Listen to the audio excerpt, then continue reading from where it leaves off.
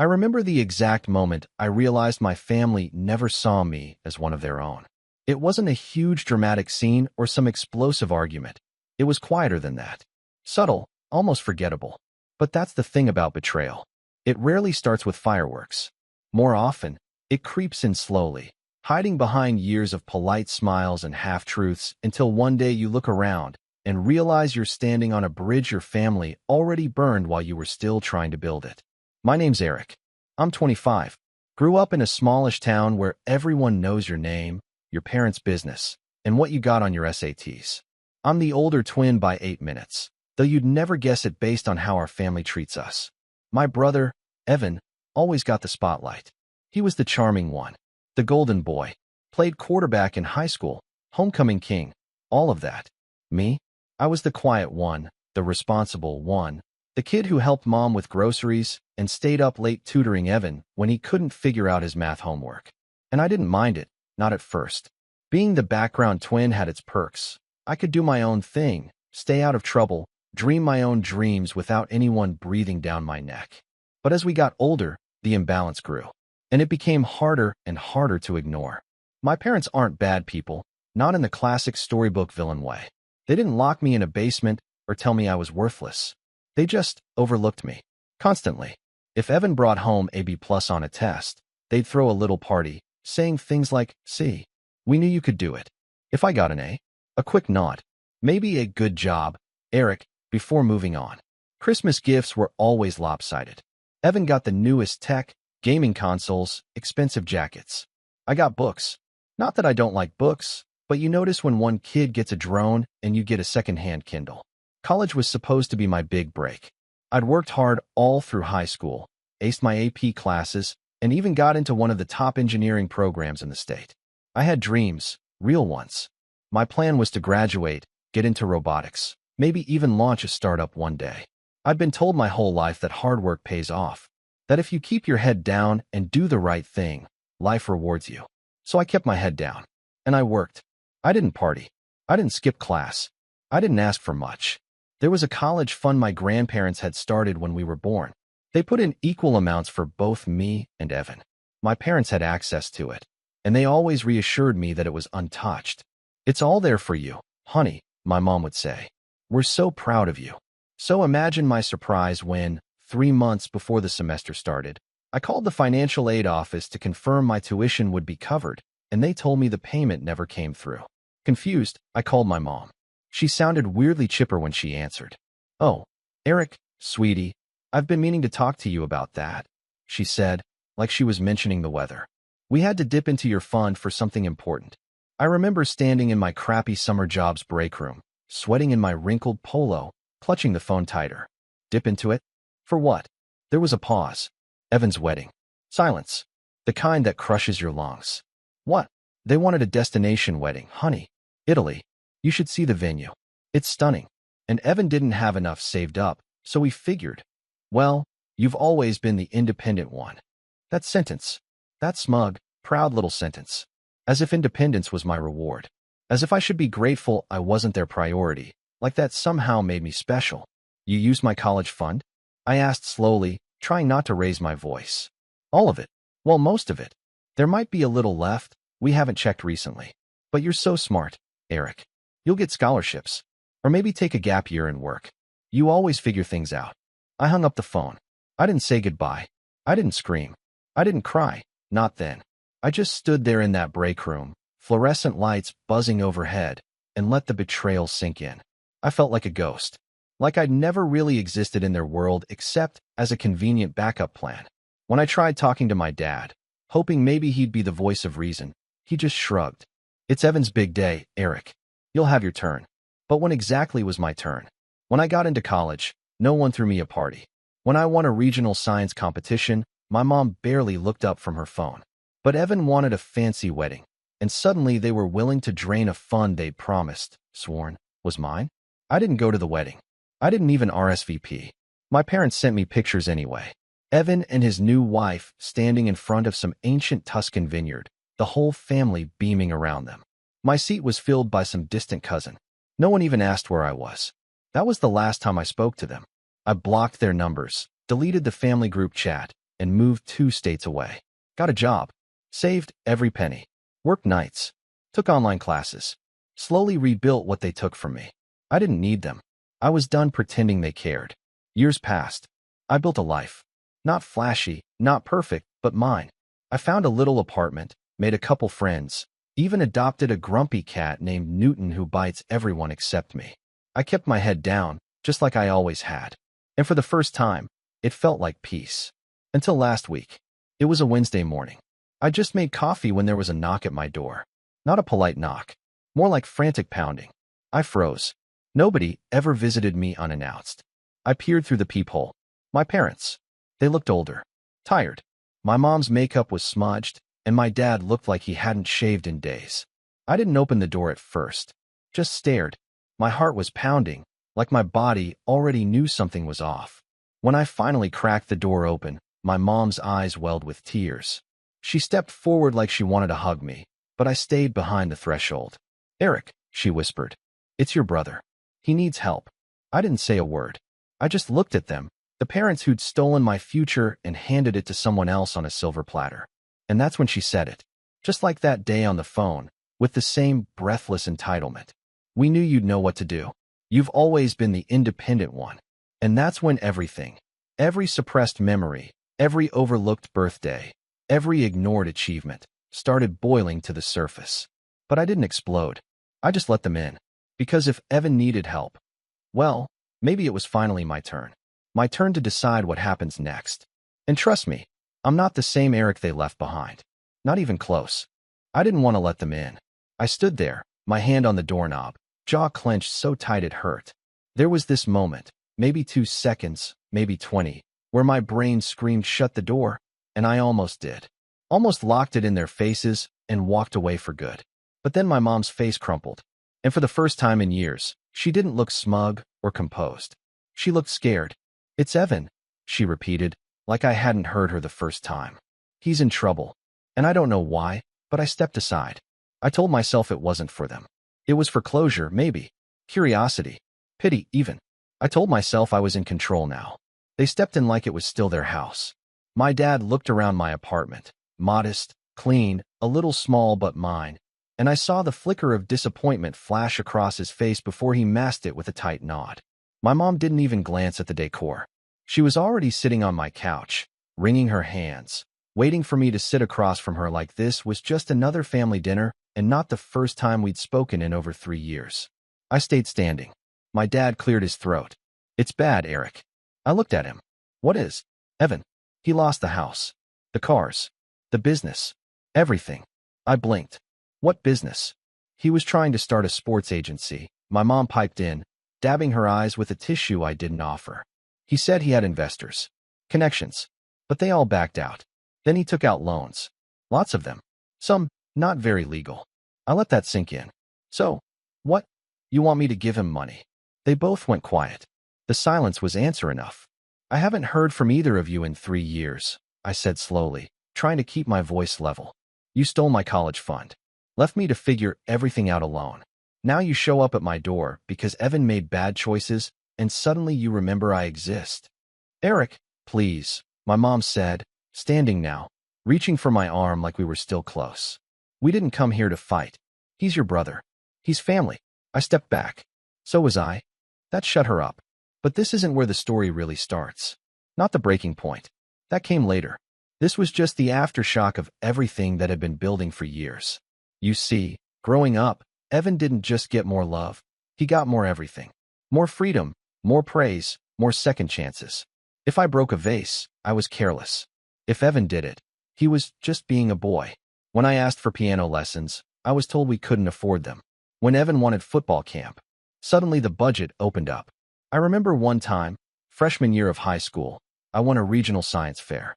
My project was about solar desalination, something I'd been working on for months. I came home, medal in hand, bursting with pride. My mom barely glanced up from her laptop. "That's nice, honey," she said. "Did you hear? Evan scored 2 touchdowns. That night, she made his favorite dinner. Not mine. And it just got worse. Senior year, I got accepted into an elite STEM program. They only took 40 students nationwide. I was so excited I couldn't sleep. I showed my parents the email. My dad patted me on the back and said, "That's great, son." Then he turned to Evan and asked if he'd decided on a prom tux yet. I kept telling myself it didn't matter.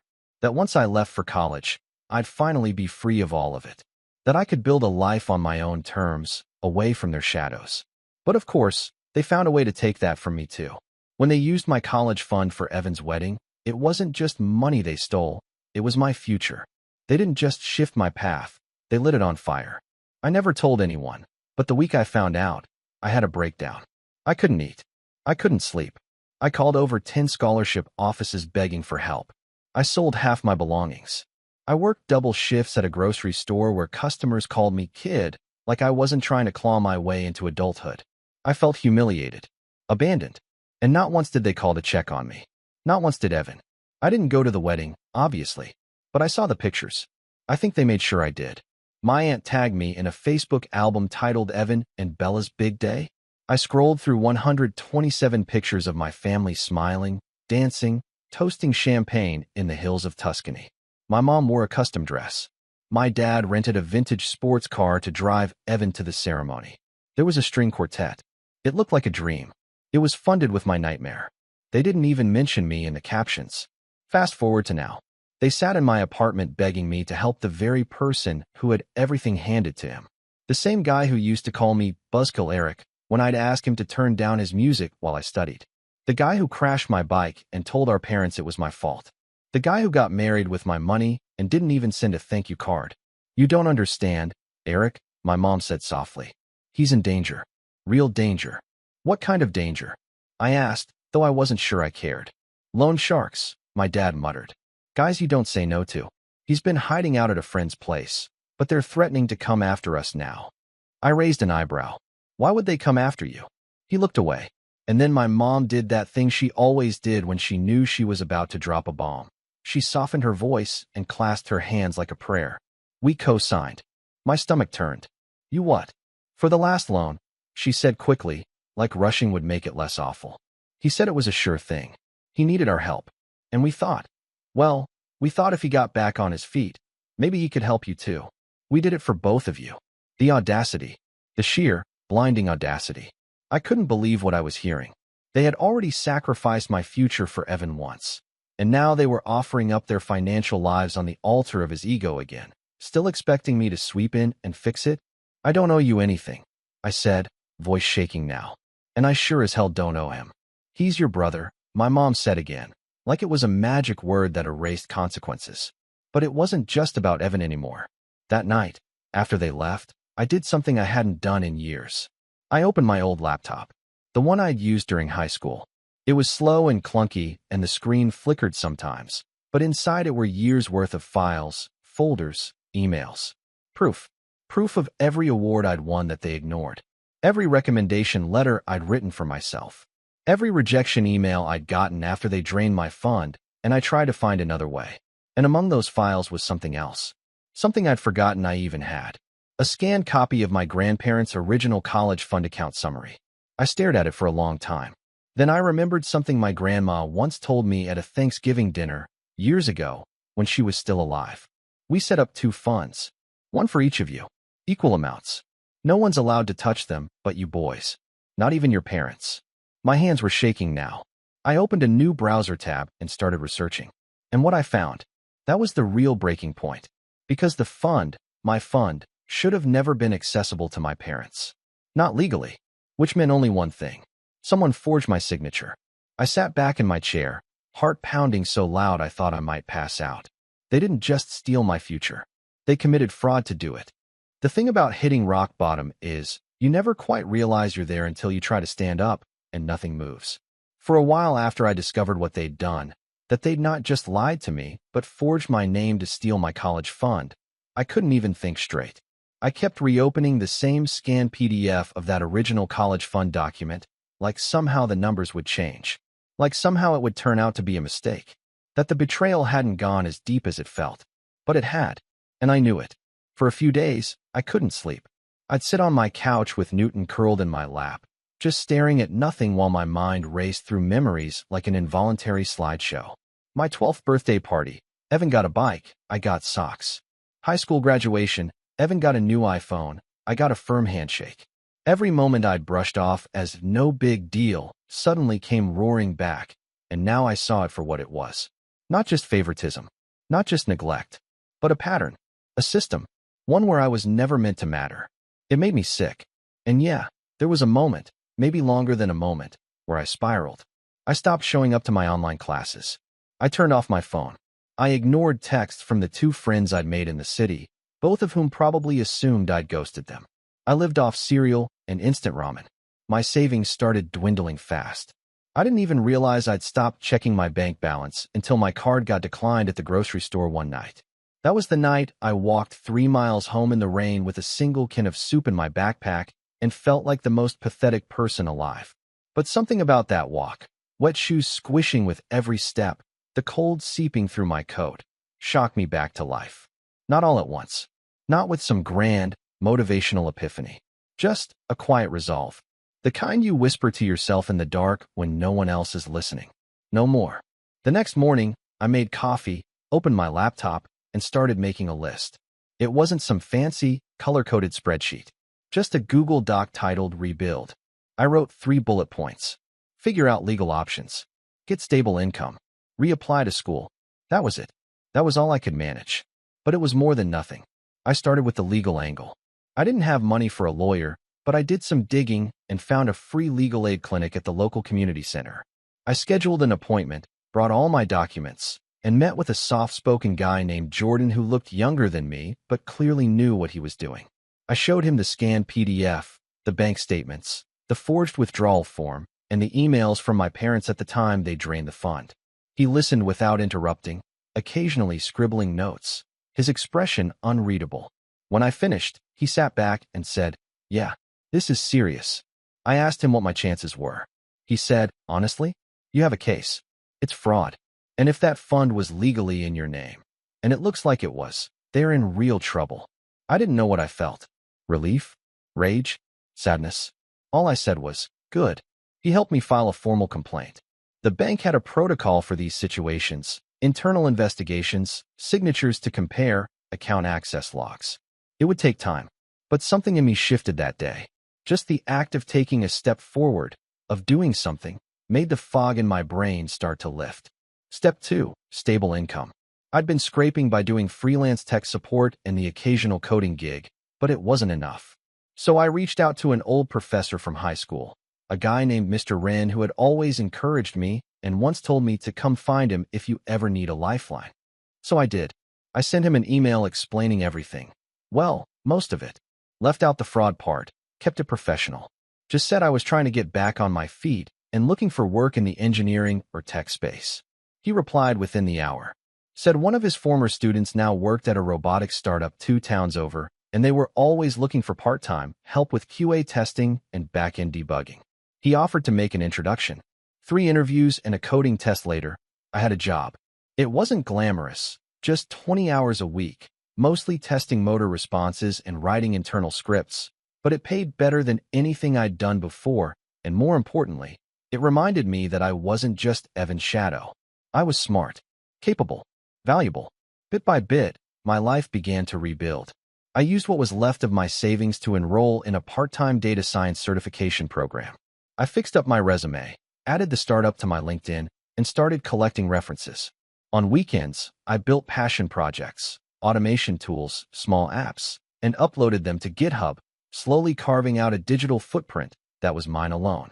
I didn't post anything about my family. I didn't make a dramatic announcement. I just moved forward.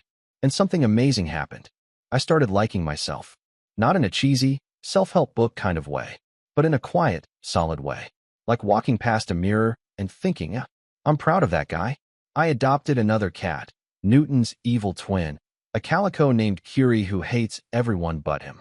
I started cooking real meals.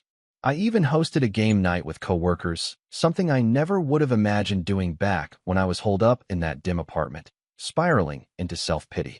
There was one night, about a year into my rebuild, where I was sitting on the balcony of my new place, still modest, but bigger, brighter, with both cats curled up at my feet. I had a glass of wine in one hand and a job offer email pulled up on my phone from a company in Boston offering me a full-time position in machine learning. And I realized I hadn't thought about Evan in weeks. Not in a bitter way. Not with anger. Just not at all. He no longer lived rent-free in my head. That was the rise. But it wasn't the end. Because just when I thought I'd finally put it all behind me, I got a call from Jordan. The bank's investigation was complete. They confirmed the signature was forged. And not just that. They had video surveillance of my mom entering the bank the day the money was withdrawn. She handed over an envelope and smiled at the teller. When asked for ID, she produced a driver's license and a signed letter from me. Only the signature didn't match any on file. The bank was preparing to take action. Jordan asked me if I wanted to press charges. I didn't answer right away. It wasn't that I didn't know what I wanted. It's just, I hadn't prepared for it to actually work. For there to be consequences. For them to lose. I asked for a few days to think about it. And that's when they showed up at my door. Again. Same knock. Same faces. Only this time, there were no tears. Just panic. And behind it, something uglier. Entitlement. My dad stepped forward the second I opened the door. "You're going to ruin us," he said, like I'd stolen his future. My mom didn't even say hi. She just pushed past me and started talking like we were in the middle of a conversation. "You can't do this, Eric. You don't understand what you're setting into motion. We'll lose the house. The cars. Everything." I stared at her. "You already took everything from me." "It was a mistake," she snapped, suddenly angry. "We thought you'd understand. You're not like Evan. You don't need that kind of help." I didn't say anything. My dad ran a hand through his hair, exasperated. "Can't we just move on? We're family. Family." They always pulled that card when it was convenient. I looked at the two people who raised me, who smiled in wedding photos bought with stolen money, who erased me from their lives until they needed something. And I said the only thing that felt right. "You should go." And I shut the door. This time, I didn't hesitate. Because I wasn't the same person anymore. I was done being the backup plan. And for the first time in my life, they knew it. They didn't knock a third time. After I shut the door in their faces, I waited. Listened for footsteps. A shout. Some dramatic last-ditch plea for forgiveness. But nothing came. Just the low murmur of retreating voices and the elevator dinging a few minutes later. When I checked the peephole again, the hallway was empty. And so was I.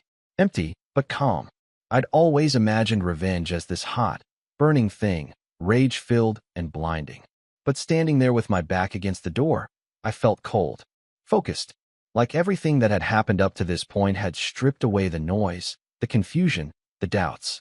All that was left now was the setup. See, that moment didn't come out of nowhere. Not really.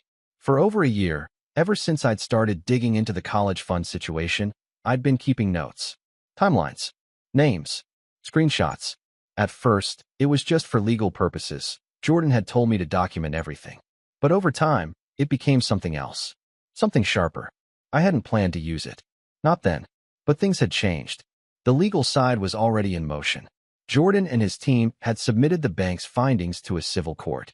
There was no question of guilt now, only damages. But I realized something as I reviewed the case documents he'd sent me. Suing them wouldn't really hurt them. Not the way they'd hurt me. Sure, they might lose money, but they'd still play the victims. They'd tell their friends and neighbors how their ungrateful son was trying to destroy them. They'd spin the story into something tragic and noble. No, I didn't just want financial justice. I wanted the truth exposed. I wanted everyone to see what they were really like. So I started planning. The first thing I did was go dark online. Locked down all my social media accounts, removed photos, changed usernames. Not because I was afraid, because I wanted control. The ability to choose when and how the truth would come out. Then I reached out to my cousin Lily. She and I had been close growing up, but we drifted after high school. She lived 2 states away now, working as a freelance journalist. I wasn't sure if she'd even respond when I texted her. "Hey, it's Eric. I need to talk to you. It's about my parents and Evan." She replied within minutes. We set up a call that night. When I told her everything, from the stolen college fund to the forged documents to the bank's investigation, she didn't interrupt once. Just listened. Her face was unreadable, but I could see the tension in her jaw. When I finished, she let out a breath and said, "Holy crap. Yeah, you're telling me and Donna forged your signature and stole your tuition money to fund Evan's wedding?" "Yup. And they never told you? Never paid you back?" "Nope." She sat back in her chair, running a hand through her hair. "You know, I've always thought they treated you like an afterthought, but I never imagined it was this bad. It's worse than that, I said. They still don't think they did anything wrong. They showed up last week asking me to bail Evan out. Again. Lily blinked. Unreal. Then she leaned forward. What do you want to do? I hesitated. I want to tell the truth. I want people to know. Not just in court. I want to make sure they can't spin this into some sob story about how their evil son turned on them for no reason. She smiled. You came to the right person. Over the next week, Lily and I worked together. She helped me structure the story, build the timeline, gather corroborating details, fact-check every memory I had against emails, texts, and receipts. She said she wanted it to be airtight. Bulletproof. You're not just taking back your story, she told me. You're reclaiming your voice.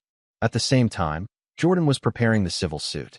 He said the bank's internal report was damning and that we had a strong case for damages, not just the stolen funds, but emotional distress, loss of educational opportunity, and fraudulent misrepresentation.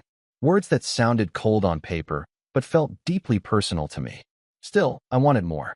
And then, one night, I got a message that changed everything. It was from someone I hadn't thought about in years. Bella, Evan's wife. Well, ex-wife now. Her message was short. I heard what your parents did. I'm sorry. Can we talk? I stared at the screen for a long time. Then I typed. Why now? She replied almost instantly. Because Evan did it to me, too. We met at a coffee shop the next day. She looked different. Thinner. Tired. Like someone who'd finally stopped pretending. She didn't waste time. He drained our joint accounts, she said. Every last dollar. Told me he was investing it in crypto and some sports marketing thing. When I asked questions, he got defensive. Then he stopped coming home. I found out he'd been staying with a friend who turned out to be a girl from his gym. I didn't say anything. She took a deep breath. He left me with nothing. Filed for divorce the second I threatened legal action. I had to move back in with my parents. I'm sorry, I said, and I meant it. Despite everything, I never blamed her. I knew how charming Evan could be. How convincing. She nodded. You were always kind to me. I remember that. I nodded back. So why reach out now? She slid a folder across the table.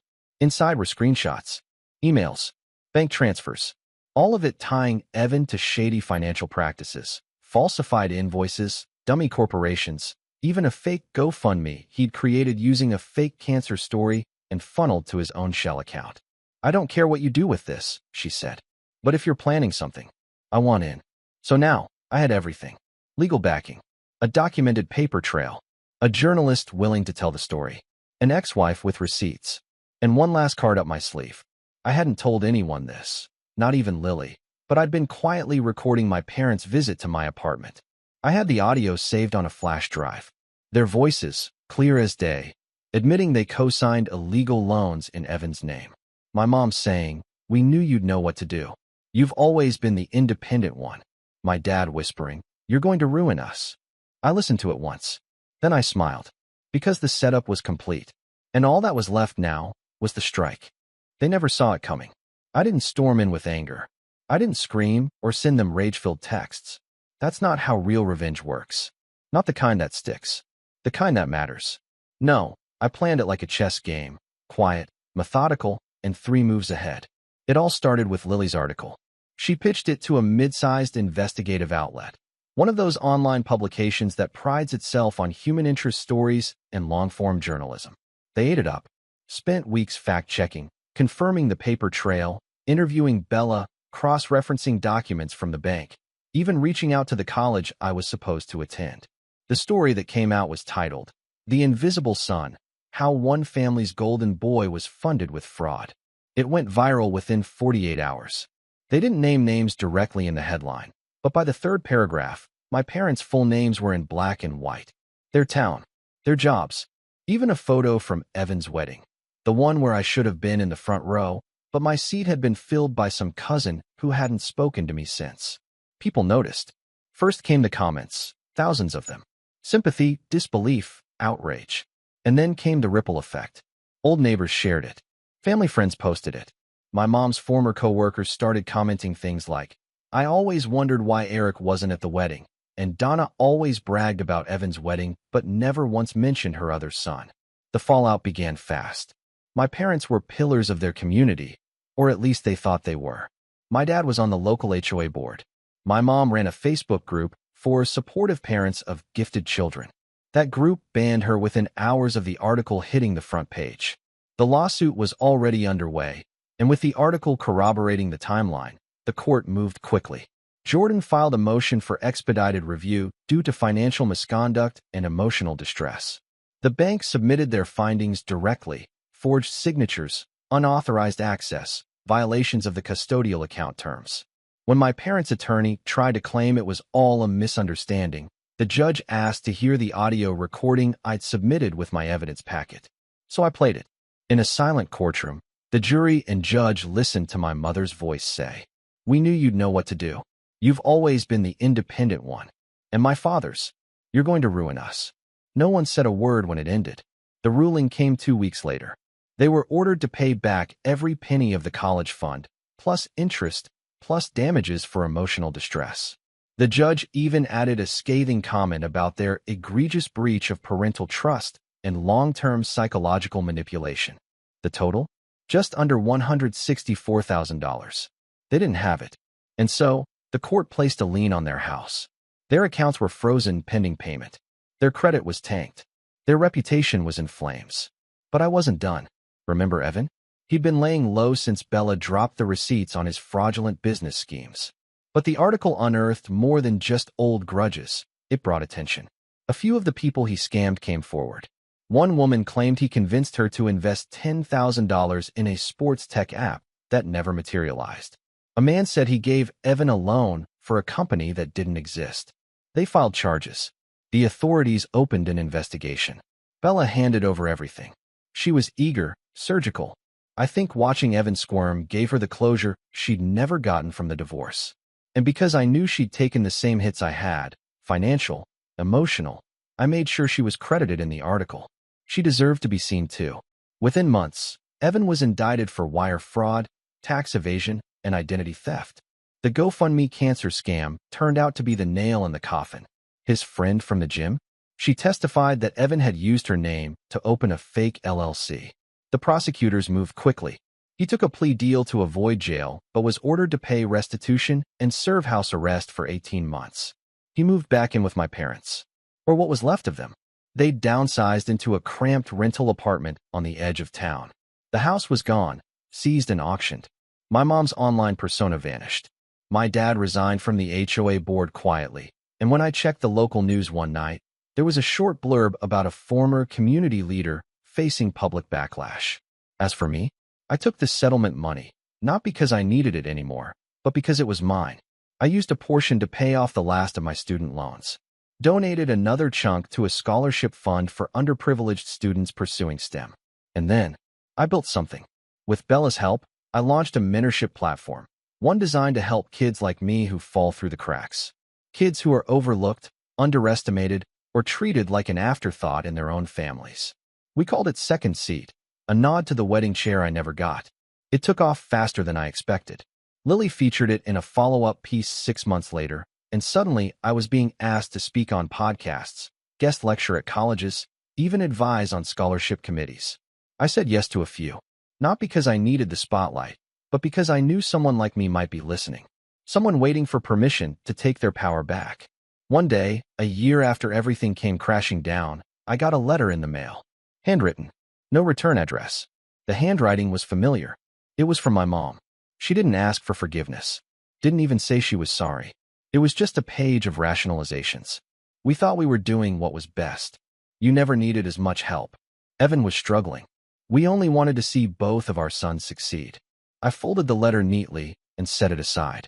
I didn't need a response. I already had my closure. My revenge hadn't been loud or cruel. It had been clean, measured, just. They lost everything trying to build a life on the back of my sacrifice. And I built a life in spite of them. Newton and Curie still roam my apartment, knocking things over and keeping me grounded. Bella and I talk weekly. She's rebuilding too, one brick at a time. Lily's piece won a small journalism award, and she's working on a book. As for Evan, last I heard, he was working nights at a call center. No friends, no business, no fans. Just a man sitting in the ashes of the empire he never earned. Funny how the golden child tarnishes fast when the spotlight goes out. And me? I wake up every morning, make my coffee, stretch my legs, and remind myself, I didn't just survive them. I outgrew them. And the best revenge is being nothing like them.